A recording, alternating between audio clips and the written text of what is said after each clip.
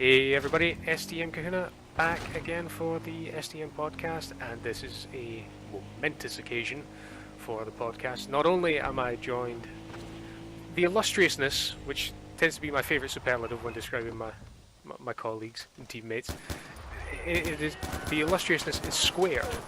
It has magnified, it is amplified, and is just, quite frankly, it's just overwhelming me right about now. I'm joined by not only Outcast, but I'm also joined by SDM Richie as well. Richie, thank you for joining us on the podcast. Thanks for having us. Thank you for being here. Is it just that time, motherfucker? right, okay. Let's all just hug it out. It'd be a bit difficult given the distance. Yeah, definitely. Can I just say something? I'd like to apologise officially on behalf of the SDM crew to John Bernthal, who plays Shane in The Walking Dead, because none of us knew his name. There are 2 videos about this, and none of us knew his name, so I'd like to apologise to him because I know he must be an avid watcher. Indeed, John, if you're watching right now, please, follow me on Twitter, SDM_Kahuna. Reach out to me, man. I will apologise in person because it's always been me who's gone. Yes, we've got Rose McGowan, we've got Bill Paxton, we've got John Malkovich, and the guy from Walking Dead. I'm sorry, you're far more famous than I, and we just haven't done you justice. Fanboy. Although we do all hate to be him, and yeah, it's a tough role to play. Spoiler alert. I just hate him as soon as I see him. There's always got to be an instigator in the group. Outcast, why does it always have to be you? I don't know. Indeed. We're trying to get the famous people on side, and you're just going, yeah, I don't. He doesn't play games. Come on. How do you... He's like, I'm in a video game. Nah, I don't play it though. You're pigeonholing. I won't have profiling on this podcast unless it's by me, because then it's accurate. You dirty non-gamer. That's been proven by science. But anyway, yes, the SDM podcast grows and expands, gains momentum, hopefully notoriety and fame. You never know our luck. But yeah, let's move it on. This week we'll be focusing on the kind of big news stories in the gaming world. So many to choose from. Starting off with probably the biggest one this week, and that is Turtle Rock Studios' release of Evolve, PC, PlayStation 4, and Xbox One. Really kind of snazzy, slick-looking marketing campaign. You can't click on a website right about now that's gaming related without some huge overpage ad causing me to click on a link direct to the Xbox or PlayStation store, which is really annoying when I just want to read the news on something. It's like, come on, did we still have to do this? What is this, 2003? It's fine with embedded banners, but I guess they're gonna get it out of there. Have you guys had? What's your opinions? I mean, obviously it's the big release this week. A lot of kind of positive press surrounding the 4 versus 1 co-op Monster Mash mix 'em up Evolve-a-thon. Meh. It's the same old advertising campaign for any, game that they seem to think is going to be the next big thing, isn't it? But it's, it looks good, but it's going to get boring, I would say. That seems the same thing over and over again. Funnily enough, a lot of people I've spoken to come up with that kind of consensus as well. How much replay is this going to have? What about yourself, Rich? Well, I do to say that I've not really seen much of this. I think the first time I even heard of it, to be honest with you, was probably about a week ago when I was streaming something on Twitch and it kept coming up as like the intro video constantly. But apart from that, it's like I've watched a couple of videos on it and things like that, and it looks, from gameplay standpoint, it looks like it might be fun. But as you say, all the videos I've watched, they're all different, but they all look the same. If you know what I mean, it's like it doesn't look to be like any difference between Team A playing versus Team B playing. It just looks to be exactly the same. So replayability might be an issue, as you guys say. It's one of these things. Is like I have played the alpha and the beta. In the Xbox One preview dash has a few perks, and that was certainly one of them. And yeah, it was a case of it's like, okay, right. It's certainly got kind of wonderful visual style. I really like what they've done with it. The monsters look fantastic. I can't put. It's one of these things. It's not until if you actually step into the game and you get the kind of sense of scale. It's like the human characters are tiny in comparison to the monsters that you get to play. Now, the thing is, though, is like with the team balance and things, is like what you do is like you have your 4 classes. You have the hunter, the medic, the assault, and the other one, which I never really looked at, kind of an engineer kind of class, if you will, kind of tech and gadgets. And it's like what you do is you have unlock and skill trees that you would expect, and it's the same with the monster as well. It's like you can get like permanent boosts and unlocks to various different skills and abilities. But you obviously choose your loadout at the start of the match, and that's obviously what you'll progress as you play the match. The games that I played, and I don't know if this was just because I was playing solo, you select a preference for player class. So if you really like playing the medic, or if you really want to be assault or the trapper all the time, you put that down as your preference, and matchmaking will try and throw you in with that. But for me, since I always went in solo, I got like 7 or 8 games as the monster. Great, I wasn't complaining about that. That's probably the best class to play in the solo. And I definitely get the feeling that I was rolling up against people that were just playing on their own. Because it was like, you appear to be a lone person standing all the way over there by yourself. Allow me to get to know yourself with my flame breath and super stomp and whatnot. How did the monster, how did it control? Was it basically where you're just smashing a button and it's basically doing a single attack or like a flurry of an attack and then you're having to do it over and over again? Or was it, did you feel like you had a bit more control than that? Well, one thing that you know all too well about, and those who stay tuned to the channels are going to see the wonders of Outcast eviscerating me as the hunter in Dying Light. That video is coming very, very soon. Whoa. The abilities that you've got in that, the fact that you can jump and you can move really fast and you feel exceptionally nimble and powerful, despite the fact that the monster is huge, you can certainly get about the map. You can climb up vertical surfaces. You've got like this leap option, so it'll give you like a kind of HUD projection where you're actually going to land. So you can get to where you want to go pretty quickly. And like I say, you choose specific abilities. So it's like, like for mine, I chose like this ground pound slam, the flame breath, and you've got like standard melee attacks, and I think there was something else, but I didn't really use it. That's cool. I think one of the things that might have gone for it in replayability is the fact that it is players you're playing against, it's not the AI. So in games where if you're playing against like an AI monster, you can form a plan and you can just reenact that every time and you're guaranteed to beat it. But the monster will be, each player will play him differently, and Exactly. it will be slightly different. So, in terms of that, I think replayability might be, it might not be as bad as as we're foreseeing on this. I think we're just being. I know for one, I'm being kind of skeptical about it, and it's really hard because it's like trying to launch a brand new IP must be absolutely terrifying in this day and age. Well, it's like Titanfall when you think about it, isn't it? Trying to get something out there that, it looks amazing, it tastes amazing, but after a while, that taste becomes a bit, It's sour in your mouth. it's a bit sour in your mouth, so hopefully it's got that hook, like the Call of Duties and the Battlefields do sort of thing. It's got that hook that just keeps on bringing everyone back, not necessarily to even to play it competitively, but how it's like Call of Duty. Most of us don't really play Call of Duty because we're crazy, massive, huge flipping gamers of it. We kind of go back to it because we don't really want to do much. We just want to sit, game, chill out, kill a couple of people, But again, going without back, getting arrested. exactly, yeah, yes. Actual physical violence with machine guns in real life is sadly limited. But yeah, no, going back to that point that Rich makes is, games like Battlefield and COD, and I suppose the thing that makes any game popular is whether you feel it's different every time. And I certainly know for myself as a gamer, that's one thing I look for. No 2 games of Call of Duty play the same. No 2 games of Tanks or Battlefield or Civilization or That's a lie. That's a lie. Every single match of Battlefield I play plays out the same way. Me on the bottom of the list every time. Spawn and die. Spawn and die. Yep, spawn and die. I don't know how to play that game. I obviously never got the memo on how to play it. That should be I a just like tagline. to brag. My Battlefield experience is different. I spawn, run, then die. No, I've got that extra step in there, You Damn. You guys are left behind, and I'm miles up the hill dying.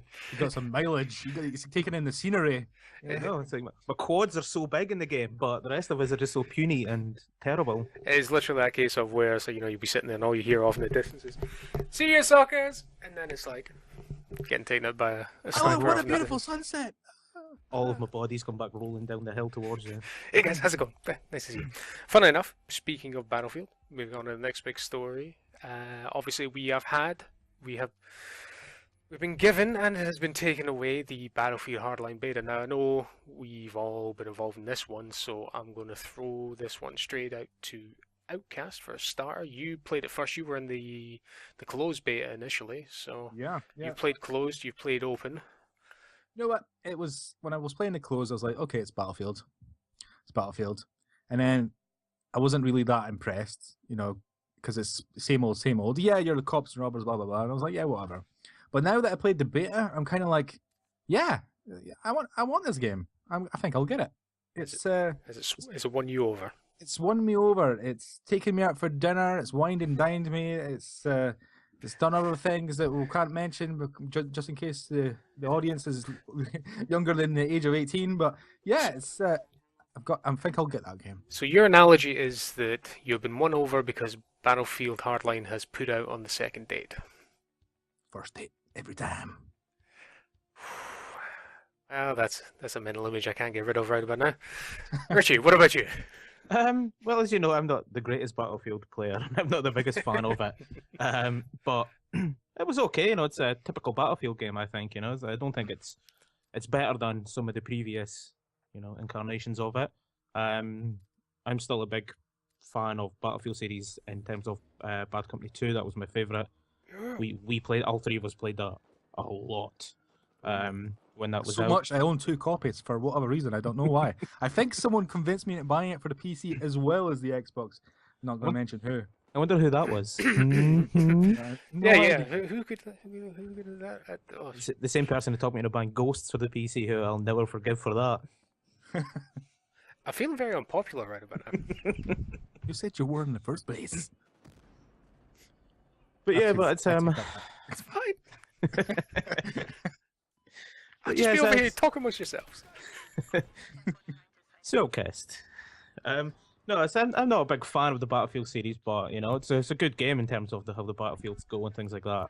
I think it probably can be better than Battlefield 4, but I don't really get the premise of it. The cops and robbers side. Especially when you play the Conquest game mode, because it seems like this is a bit weird. This is a lot of bad guys. Yeah, it's fighting cops to the death. This doesn't happen. It's like this is no dystopian future we're in here. This is just like a normal day, and why is everyone American? Exactly, and it's a case of as well. Exactly on that front as well. It's like, okay, so we're going to make a game that's based around Battlefield. Okay, right, that's fine because we want to hook people in with the Battlefield franchise. Great. Brilliant idea. One of the biggest franchises ever. So we'll make it cops and robbers. Alright, so we're instantly thinking, okay, Battlefield meets Counter-Strike. Okay, terrorists, counter-terrorists, Rainbow Six, I can kind of see where this is going. Okay, we've got Heist. Heist is quite a cool mode. I enjoyed playing that, actually. I have to say, out of all of them, that was definitely my favourite. I loved the fact that the HUD lights up, when the robbers pick up the bags of money and they're trying to make it to those drop points.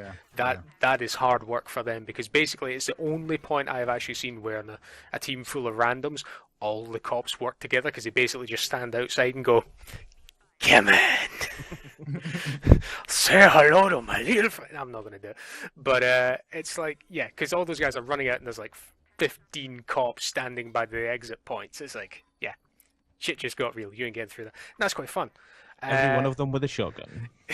That's actually. Thank you for building up the momentum to my biggest peeve with this thus far. The hot wire mode. I'm unconvinced. I get it's the fact it's the easiest way to make money, because you just hop in the damn vehicle, drive around in circles in NASCAR style. yelling "Yeehaw" as you go, and it's a case of it's like, oh, look at this, I'm getting the cruising bonus. I'm making so much cash. It's like I could be shooting people and actually playing the game and doing something constructive, but no, I'm just driving in circles, and it's like. Yes, kind of.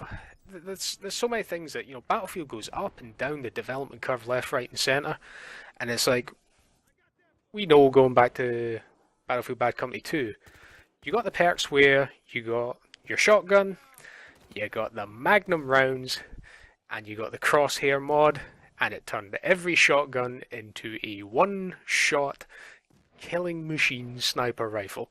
I was going to say a freaking sniper rifle, yeah. Exactly. How many times did we outshoot guys who were camped up on hills with Barrett Light 50s with an 870 shotgun because you just went headshot, see ya. And it's like, at least you had the headshot with that. In Hardline, at least at the moment, I know my guy was like super noob-tastic and had no unlocks. But I ran into guys who were hitting like level 35 and level 40 on a weekend beta. And it's like, well, I know you love the game, guys, I get that. Glad you enjoyed it. But all they're doing is running around with breaching charges, mining the pickup points in Hotwire, and just one-shotting me in the chest with a shotgun. Well, and there's no counter to that. Yeah, I think the shotguns in this are worse than what they ever were. Because I finally got so enraged that I switched one on, just to get some kills, and I got quite a few kills with it, and I was surprised at some of them and how really terrible they were. But there was certain sections where it was like an enemy was running towards me, and I'd just whip around and I'd take a shot at him, and I'd shoot him like in the gap between his arm and his chest, so like in the armpit gap area. Ah, yeah, that vital artery that runs there. There'd be no damage at all to him, and I was like, how accurate is this shotgun that it's going through his arm without causing any damage? In any other game, that might not have killed him, but it would have done a good bit of damage to him. Yeah, that cone of damage from the shells, exactly. But it is that thing, is that when it does hit, dear God, it's a sledgehammer. Yeah, it's like if you aim, you're a fool. You just hip shoot that bad boy all day long, and you'll get kills. Especially like in heist mode, because when you're in the bank and you've got the corridors and stuff, you just stand at one end and just click away, and everyone is running through. That's it, they're falling down. Exactly. So, yeah, I think I'm certainly on the fence about it. I think, Richie, you're kind of swaying to the more negative side, but Outcast, you've definitely kind of been won over by the... Yeah, just, it depends. It depends on... I know you committed, man. You said you liked it. That's it. You have to buy it now. I like it. It just depends on whether or not I wait, for the usual, like, Battlefield 4. You don't buy Battlefield straight away. You wait at least a couple of months, then you get it, So it's all bug-free almost.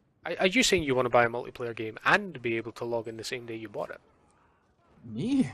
Of course. That's crazy talk. I would like to be able to play the goddamn thing. Indeed. But certainly it's an interesting take on it. Can't take that away from it. But let's keep things moving, shall we? So, an interesting bit of news I stumbled across. We are all massive Halo fans. And S.D.M. Richie has a wonderful video up on his channel right about now. Check it out, YouTube S.D.M. Richie. About an hour's worth of footage, which I have to say starts off brilliantly on, just landing on Halo, on the ring. We're in the dropship. Everything's going good. Until someone rabbit punches you in the back of the fucking head. I know. I tried to find out who it was, but I couldn't find out. I searched high and low, and I had no idea who it was. I swear. Anyway, Halo 5. I had a little crack at the beta, the online multiplayer. I'm every bit as good at Halo Online as I always have been. Glad to see it's consistent. And, oh yes, it was painful. But the interesting news I've heard is that due to some leaked... And we've got to love the world these days. Everything is a leak nowadays. They should just come out and tell us what they're planning ahead of time. And there's no such thing as a surprise anymore. Whether this is true or not remains to be seen, but obviously, as you know, it wouldn't be a Halo release without a stack of marketing and related materials. So obviously, there's going to be like an art book and such for like Halo 5, and this has been the news story that publishers are saying that this art book is going to be released in September. And as a result, speculation is that 343 would be looking to release Halo 5 September this year. Ooh. which kind of follows in course with previous Halo releases. Halo 3 was a September release in 2009, if I remember that far back. I've got the box in front of me. I should probably just look at it, but that would mean moving a whole bunch of collectibles. See, action figures. So I'm not going to risk that because you just hear it collapsing all about my feet. But yeah, that would certainly be an interesting decision. What say you? Yeah, well, to be honest, any Halo decision is an interesting decision, for me anyway. Would it sway you enough to finally pick up the Xbox? It would. To be honest, if I had the money, I would get one right now. Join us. Come I over totally to the dark would. side. Honestly, it's not because I'm a fanboy. I mean, I don't think any of us No. are fanboys of any console at all. It's just, Especially the two of us that own both. Exactly. yeah, exactly. So, I'll definitely. If I don't have an Xbox before then, I will have one for it. That's for damn sure. All right, you heard it here first, folks. So that's it. It's going to be a Halo 5 three-way co-op session. If I need to sell one of my kids off to get it, I will. I'll just put that out there. If any buyers listening. It's the only way to do it, man. What about you, Richie?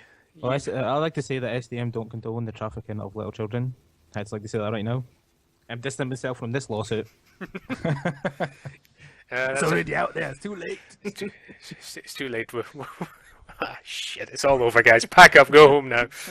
See ya. Yeah, it's been fun. But yeah, no, certainly. Again, rumors and speculation. Who knows? If anybody has any, sensible conspiracy theories on when games will be releasing, post them down in the comment section below. This one is purely self-egregious news for me, and that is World of Tanks 9.6, the latest version of the game, released this Tuesday. And yeah, that's pretty much as much conversation I'm going to get from you two guys. Thanks very much. Moving on. Well, to be honest, I'd play Tanks more if they released a Mac version of it. I'm probably going to lose you about 40,000 viewers from this video, but because I use a Mac, I'd like us to have 40,000 viewers to lose them in the first place. but that's how much viewers you're going to lose by me talking about a Mac. Is people are going to join just so they could moan and then leave. Wait a minute, are you going to tell me I'm going to have the first video on YouTube that's going to have negative views? Exactly. People are going to start somehow unwatch the video. God damn it! I suppose we could always add to the flames. SDM do not condone the use of using Macs. But if they released it for it, I'd probably start picking up and playing it again. It's I just can't be bothered booting into Windows to do it. Yeah, it's we have to kind of broach the subject. S.D.M. Richie is a Mac user. We still love him. Admittedly, he is probably one of the main reasons why I sold my soul to the dark side of Apple and have picked up an iPhone. Woo! And I still feel dirty every time I pick it up. I feel like I'm going to be sick. It's like you don't even know me anymore, isn't it? I haven't even got the words. This isn't a podcast anymore. This is group therapy. Seriously, what is this downgraded into? But yeah, no, certainly the next one is just going to be nothing but Apple news. Exactly. And the ghost of Steve Jobs has possessed me. A picture of me hanging myself in the back. We'll do anything for views. Abby, if you have to sacrifice yourself, on you go, man. If I have to take my life for one like, I will do it. If we have to do it. You'll start video broadcasting yourself in a full Android outfit, just not saying anything, just sitting there in that just to prove a point. Just sitting there with a picket sign. That's it. See, next video, I'm having an Android logo and everything all over the screen. Sitting there in your Google T-shirt, your flip-flops. Yeah, I'll have my cloud T-shirt on, Oh dear God! All right, this. Well, we're random at best, but this is really going off the deep end now. My Windows 8 flipping, hat on. Windows 10. Go on, Windows 10. Let's move with it. It's actually quite good. It isn't bad actually. You've been fiddling around with the preview, haven't you? Yeah, I've given it a little try, and it's pretty much what Windows 8 should have been, basically. Yeah. No surprise. I've had no complaints with 8 whatsoever. I've enjoyed it since it came out. 8.1 was a nice little boost to it. I've been complaints from me though. Not only have it's been myself that's experienced this, but do you ever? You probably haven't because you've not moaned about it. But at times Windows 8 will This not is now officially SDM group therapy now. will I'm not allow just my sitting PC to down. shut down.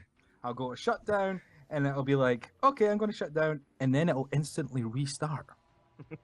And I'm like, what's going on? Okay, shut down, restarts instantly. And obviously, since I've got an SSD, it restarts like instantaneously. So it's like, what's going on? I used to have that exact same issue in Windows 98. It's like, why are you doing this to me? And then most of the time it doesn't do it, but every so often Alright. when it knows I'm annoyed. All right, well, that's right. Just to step in here and move things along. Can we just agree that Windows 2000 was the most stable version of Windows that was ever made and probably still ranks amongst our favourites? Well, I'm a big fan of Windows ME myself. Get out of here. There go another 40,000 years. Windows 98 second edition. I brought you on a help my first Apple, now ME shit. What you doing with me? Come on. I'd walk away, but I've got wireless fucking headset on. I can still talk. I'd walk away, but I goddamn live here. Exactly. Where am I going to go? Outside? It's cold. No, come back in. Jump in Right. the shed. Moving on. Well, it's like there's a point I'd like to bring in. I know, Kahuna, you said you wanted to keep these short, so I thought I'd add an extra point to make them as long as possible. Love you all. But there's a lot of rumors coming out the mill that Nintendo are going to be discontinuing the Wii U. Yeah, Interesting. interesting. Yeah, no, I have heard that as well. Sales are doing quite bad on it, so there's a lot of rumors that Yeah, because they've they're going as soon as you start seeing, they're going to start distancing themselves from it, and then they will finally just discontinue it. and then focus solely on the DS range, which still sells like crack cocaine, really. Yeah. Yeah, Well, time to pick one up then and start buying the games for it, I suppose, or wait and the game's a bit cheaper you know what? if you're a collector. It's one of these things. It's like there are two things, and I've made this point many times. There are two reasons I would pick up both 3DS and why I would pick up a Wii U. One, I fucking love Mario Kart, and two, I love Pokemon. But I cannot, for the love of God, validate spending the type of investment money required for a single standalone machine to play one game. Yeah. I'll tell you a story since we're you know a bit stuffed for time. Since we're keeping it short, yeah. Carry on. I got a 3DS. It is brand spanking new, but the thing is, I got it from a guy on a website. He showed me a good time and then he gave me a 3DS for some money. But We'd like to point out that S.D.M. does not condone the use of purchasing, illicit goods. but basically, he bought it brand new, and for whatever reason, he didn't take it back to the shop. So he had it sitting there for about 6 months. So I was like, "What's wrong with it?" And he's like, "The screen's all black. It doesn't come on." Fair enough. So I opens it up. The usual problem with it was the network card, the Wi-Fi card, causes the whole thing to freak out. So you just have to unplug it and put it back in, and it works, no problem. So there we go. I got it for about, I think it was £60 for this brand spanking new, everything with it, still in the box, still got the covers and the flipping all over it. I've never used it bloody once. I'm so glad I didn't pay full retail for it, but at least I got it on the cheap, You sat there and looked at it. Nah, that's awesome, man. My favorite plan with Nintendo was when they brought out the Nintendo 2D or whatever they call it. The 2DS, yeah. Oh god, It's like, how can maybe people not want to buy it? And it's like, we'll make it the worst designed thing ever. Can you fold it? No. It's like a sheet of A4 paper. We'll make it out the crappiest plastic ever. It's like, well done, Nintendo. How portable is it? Well played, sir. I need a bag to carry it in. I know that bends like an iPhone. Mine is as rigid as the day it was made. iPhone. Hey, we're talking about electronics here. Come on. You had to lower the tone. Hey, whoa, wait, hey. This wouldn't be an SDM podcast if the tone wasn't lowered at some point. Yes, no, it's inevitable. But anyways, I am going to finish it off with. Wait. No. Okay, on you go then. Okay. Oh, you son of a bitch. No, wait a minute. I remembered something. No, I didn't. Okay. I didn't. I'm going to mute you in a second. I have full audio control. Don't think it's beyond me. It's like, it'll be a technical glitch. Oh, we sure to have lost Outcast. Where did he go? Don't make me do it, man. My finger's hovering over the button as we speak. Well, if anyone wants to talk about it, the new Raspberry Pi has a sweet glitch. Oh, for the love of God! If you take a photo of it, it resets. The flash on a camera causes the Raspberry Pi to reflect. Really? Yeah, I saw that one. It's got an IR blaster on it, doesn't it? It freaks it out. No, basically it's like there's some like crazy electronics thing with like it makes them like photosensitive, where like a flash of light hitting the chip causes a small electrical charge in it. Electrical discharge. Yeah, it's like That's Einstein, right. like so someone won like a Nobel Prize or something like that for finding it, and it turns out that this has got it. And like the guy from Raspberry Pi was like, "That's pretty cool. We're not going to fix it. Stop taking photos of it." It's like the official fix is to put blue tack over the chip that causes it. Oh, I love it. I love it. Is it literally the only thing in the world that comes with, you know, how you get those little useless bits of documentation with every bit of tech, you know, manufacturer's warranty, here's the registration card, and a Camera shyness. and a little sticker that says no flash photography. It's brilliant. I was like, that's always response like, yeah, that's cool. We're not going to fix it. No, in fact, we'll just move Well, on. you fix it in the next version, but meh, live with it. Get some blue tack, knock yourself out. But yeah, my final story for this week, and this has to be probably my favorite. It's like, you know, I've kind of ragged on Steam a little bit the last couple of weeks with regards to pricing and with regards to green light and whatnot. But you know, a little bit of positive news. We all know Lord Gaben, the multi-million. All hail Gaben, the man who realised it was better to sell other people's games than to make your own. Not that I'm patiently waiting on Half-Life 3. Not like half the rest of the gaming world is patiently waiting on Half-Life 3. But moving on. I love how he Yes. likes to mock you with like teasers of it, and then it's like, yeah, no, that's Yeah. something completely different. And now Team Fortress 3! Yeah. Bastard! But yeah, it's like a brilliant bit of news is like some guy had his Steam account hacked, and you know that's really annoying because obviously depending on how much you spent on the games that are in your account, you know you stand to lose a lot of money there. So he obviously raised the ticket with Steam support. Now Steam support is notorious for being slow, so he decided, in a desperate move, he would email Lord Gaben himself. And he approached him and says, "Look, dear Gabe, it's like I appreciate, you know, you've often responded to people publicly and blah blah blah and whatnot. And you know, I'd like to, you know, raise the fact that I'm not quoting verbatim here, obviously. You know, I've had this issue. I've raised it with Steam support. It's been over a week, so I'm setting you the challenge of seeing if you can respond to me in less than 7 days. So, lickety split, fast as you like. Gabe responds back. Goes, no, I'm very sorry to hear you're having this problem. Everybody here at Valve, you know, one of your primary job roles is you're in support. So we're all here to help. So he goes, give me your ticket reference number, blah, blah, blah. And then within 24 hours, the guy's account is unlocked, the guy's back in. Gabe basically went there, slapped some peon around the head, got this guy's account back. Which I thought, you know what? Even if it was just an email that he sent to, you know, somebody's line manager somewhere in support to say, get your digit out your backside and do something. You know, that's a nice, affirming, uplifting, kind of Fox Newsy finish story, I thought. You know, I kind of like that kind of stuff. Yeah. Pretty cool. That's pretty cool, I've got to say. This shows you the Lord gave him, you know. You know, He's now no longer the Lord, he's the king. it's a case of, you know, Lord Gaben giveth the games, but he takes away your cash. Did you see that article earlier in the week about a Steam account that had something like, it was like a ghost account or something. They're all trying to put, you know, make creepypastas about it. But it had like a whole bunch of games on the account, but there was like almost no activity. Did you hear about that one? Are you just making something up at this stage? No, honest to God. Was this a dream? Maybe a dream I had last night. Have you been drinking again? Come on, talk to me, man. This is an intervention. Basically, it was an account that like developers would use for like interacting with communities and blah blah blah. But it literally had like, you know, tons and tons of games on it, but no kind of like forum activity. Well, it had forum activity, but not as in like you know, leaving posts or anything. It was just like liking certain posts and blah blah blah. It was kind of crazy. You should look up about it. You know, a little bit of Steam stuff. A little bit of Steam weirdness. All right, well, we'll set that as a homework assignment for anybody who's been brave enough to stick with us to the end of this podcast. I'd like to thank you for your time, and B, if you can find out what the hell Outcast is talking about and pop it in the comment section below so I don't have to do it myself. You know what? Go right ahead, do that for me. That'll be great. Make me look awesome. You'll be awesome. You'll get an upvote.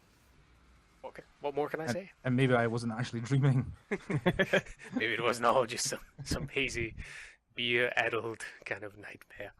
But no, Maybe we can with the announcement of the nominations for the Game Awards, maybe the folks out there can tell us what they're looking forward to.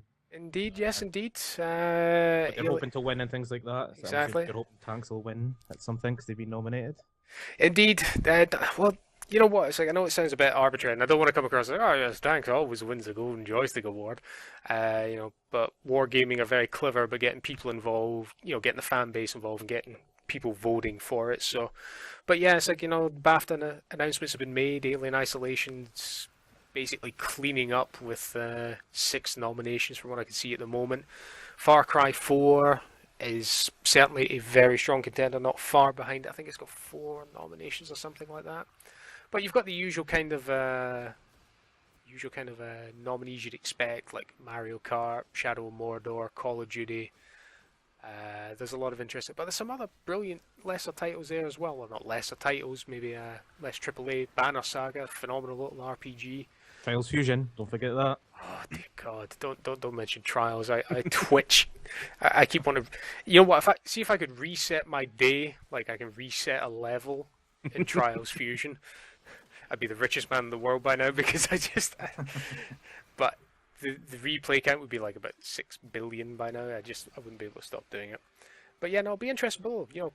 Let us know what you think best game for the BAFTA Awards is going to be. Which ones do you think are going to get most nominations? Post some comments down. We'd love to hear from you. But guys, thank you so much for your input this evening. It's a pleasure to have both of you on. Please check out S.D.M. Richie's channel. You've recently posted a guide for how to get the multiplayer zombie skin. So if you've seen some cool looking dudes in Call of Duty Advanced Warfare, running around looking like a zombie in multiplayer, I'm thinking, did that texture just not load properly and it's just a little blurry? No, that's legit. There's a method to get it. That video's on his channel right now. Outcast is currently working on some more Dying Light content. We have some more coming of that really, really soon. I'll have some stuff up in the next couple of days. And guys, thanks so much for your time, and for everybody who's been watching, this is SDM Kahuna signing off.